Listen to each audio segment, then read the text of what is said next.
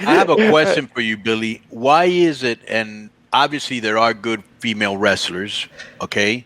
And it just seems in that company that unless you're Charlotte, Sasha, who's no longer there, or Becky, or Bianca, everybody else is just, they don't really do much with them. But I think they're trying to do something. Okay, wait a minute. Ripley, right, wait a minute. Okay. They're trying with Ripley right now, and they're trying with Liv Morgan. Okay, right. But they're not there yet. Right. Why have they had another women's main event?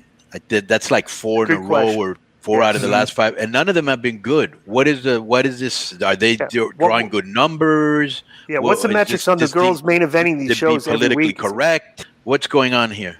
The main event is always the second hour. Like the main event is like in terms of the number, because they put the strongest thing there to have a carryover, because the quarterlies are not looked at now when you guys were like involved in a Monday Night Raw. It's the overall like hour. Minute by minute. So if they can have a high number going into the third hour, then the drop off isn't that significant. So yeah, I mean the strongest match, the strongest thing is always the first thing that goes on the show, and then the main event as the second hour becomes the third hour. Like they've been doing that for a while. Like the last thing hasn't been important for a long time. Well, to me, the last thing to most people is the main event, and that's how they look at it. And the show should close with a strong main event always. That's two companies right now that are not putting what you would think is your strongest segment on the show in the main event. They're just formulaically. Yeah, bro, let me tell you something. You don't go to concert to watch Pink Floyd and they're the second act on the show. You know, you close the show with your pop billing. You don't go watch Conor McGregor and he's in the third match. This is the difference between this is the difference now between a wrestling company and an analytics company that are doing everything by analytics, which is what they're trying to do. So that's what we're asking. Are these analytics pointing to we need to use women in the main event? Because that would seem the only. What are the analytics saying? They're telling you the opposite. They're telling you that we can put anything in that spot, as long as we start the third hour strong, coming across from the second hour, then we may be able to like hold the audience by putting our strongest thing there. The statistics tell you that by putting your strongest thing in the third hour, people may not want to stay awake till 11 o'clock. So I mean that's the thing. Like, good argument. You don't want people to miss your strongest thing. You want to get it on at 10 p.m. and then your core fan base will stay till 11. And plus, you know, it's the core fan. It's not part of the reason. It's just a coincidence. But the girls do draw decent numbers. Well, they're not doing bad numbers. They're doing decent numbers. Well, your core audience are your biggest supporters of women's wrestling anyway. Like it's not your casual audience that want to see that. I mean, if I was an AEW, I would be using some women that they have to draw a casual audience. Like I don't understand why Anna Jay's out there being a wrestler and being with a Dark Order or whatever. If you put her in an angle where two guys are fighting over her and she's being a bitch and leading both the guys on and being actually sexy like she is, then that's what's going to draw people in. There's no stories in AEW. It sucks. The show sucks. Like I suffer through that show every week. So let me ask you this. So we're talking about AEW because you got the MJF thing right. So MJF got taken off the merchandise thing, and supposedly the network has so much pull that they told AEW they don't want him on their programming, like I guess threatening them. Okay, so what happened this week? Because bro, this was one of my criticisms of the MJF pipe bomb. It's like, okay, where does it lead? What does it go to? It's hot. How do you follow that up and keep it hot? This week was like a complete. It's like you took like the format sheet for all your plans for like MJF, like popping the crowd and gaining interest, and you crumbled it up and you flushed it down the toilet by not having him on, barely talking about him, and like just having a throwaway show. Why was MJF like not? What are the plans? Why is he off TV now? Do they think that's selling? What's going on with this? Yeah, they're trying to play it off as a shoot. Like they're trying to play it off as not being a work. Like they're even look. I don't understand why we're not getting a piece of the pie here. Like, why are we not getting paid to lie and pretend that we think it's a shoot? Well, we're here saying it's a work, and that's why we're not getting paid by Tony Khan like everybody else. You got like Sean Ross Sapp this week saying, reporting how he's genuinely been pulled from all the media advertising and at it's absurd.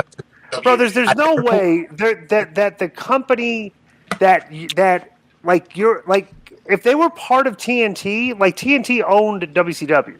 Mm-hmm. The people at TNT could say, "Hey, we don't want you to take them because it's their product, right?" How do you tell AEW? How do you tell AEW for a shoot to take that guy off your merchandise list? I thought it's so absurd. I mean, like the people thinking like that's a shoot aspect of it. Did you hear that, Konnan? Yeah. They took him like, and people look at that like, oh my God, they took him. It's like there's no way they would make them do that. How could you make them do that? Hey guys, you threaten them like, if you don't do that, we're not renewing your. Go ahead. What now?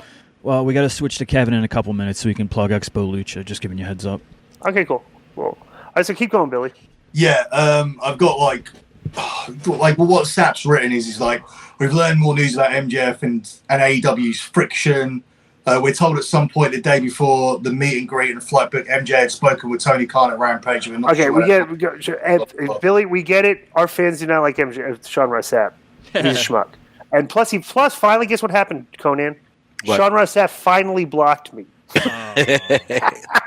After hitting me up in a library of DMs and telling me I'm a piece of shit and everything, he blocked me. Here's the problem.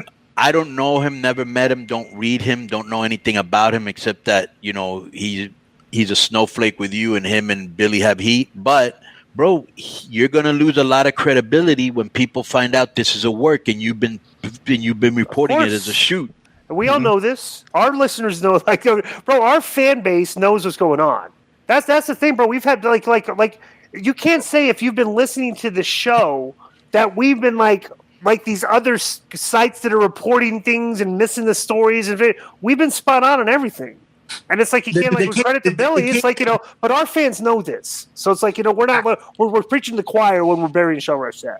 And then the key thing is to not be retrospectively key on, like spot on in terms of okay, so as wrestlers, as ex-wrestlers that you two are, it's easy for us to watch the promo on Wednesday and say Tony Khan let him do that. That wasn't a shoot. That's a work, because it's so once it gets onto television, there's a 99% chance that it's a work. The fact is that on that of Sunday, course. Right, there is no flight. The dirt sheets are being worked. Meltzer knows he is going to turn up for the pay-per-view tonight. He's got his deal, and he's going to be working a big storyline as a tweener. This is being reported on the Sunday of the pay-per-view. That's the difference. That's the fundamental difference. I don't wait and see how this plays out and then talk about it afterwards and pretend there's a story there. Like this you have to. Bro, not only that, Billy. Let's be logical. If MJF had heat, the first thing that would happen is they wouldn't even let him in the building. Okay, yeah, take him off. So he's getting in the building. They're queuing up his music. They're not going to queue up his music, okay? They're giving him a microphone, okay? They're letting him go on live TV and talk, and they're not even cutting up. Bro, it's all up work. Here's the other big giveaway that from people, which people in the business will know. MJF walked in at 5:30. Apparently, all the boys said. All the boys backed up that he walked in at 5:30, 6 o'clock, just an hour before the show started or whatever. Now, in wrestling, right, if there's a call time and somebody doesn't turn up for the call time, you book something else. You assume that he's not going to be there. Tony Khan knew he was going to be there, and he told him to turn up as late as possible. 100%, right? Yeah, it's very easy to do. There's the funniest thing is, not that it was a shoot interview, but there's been a lot of instances very similar to this in the history of wrestling. Well, remember when TNA, when Chyna and Sean Waltman were supposed to do a spot in this when Sean had his problems, and literally it was like maybe they showed up 15 minutes before they were supposed to go out in front of the camera. Yo, what up? This is Konnan, and I host Keeping It 100, my co-host, Disco Inferno, unfortunately. Well, I'd say you're my co-host. Listen, every Thursday here on Spreaker, we talk pro wrestling, sports, movies, music, TV, pop culture, and some politics. It's everything the rest of the pro wrestling podcasts are not. Tune in to hear myself, the superior one, educate and inform. Tune in to hear me bury Disco. That's very disrespectful. Join us every Thursday on Spreaker and keep it 100. Boom!